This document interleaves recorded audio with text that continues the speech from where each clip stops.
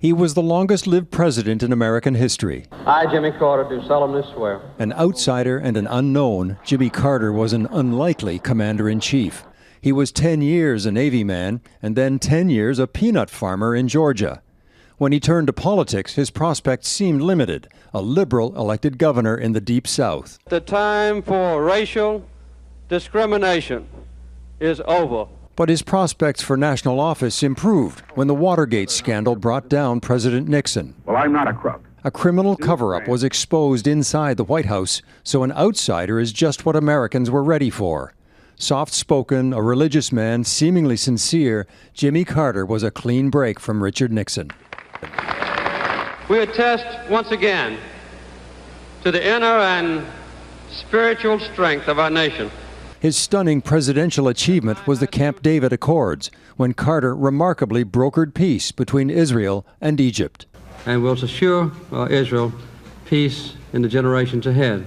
More than 4 decades later, Camp David only stands taller against the futility that has marked the search for Middle East peace ever since. For many Americans, though, Carter's presidency was anything but a success. It's probably entered a period of recession. There was the energy crisis with long gas lines and high inflation.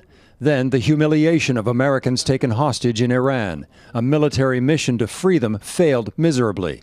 Years later, reports surfaced that Ronald Reagan's team secretly urged Iran to keep the hostages till after the 1980 election. Together, the hostage crisis and a bad economy made Carter unpopular, and the charismatic Republican challenger took advantage. It might be well if you would ask yourself, are you better off than you were 4 years ago? Ronald Reagan won in a landslide, but Jimmy Carter did not disappear. He would have possibly the most productive post-presidential career in history. He founded the Carter Center. He became both humanitarian activist and international diplomat.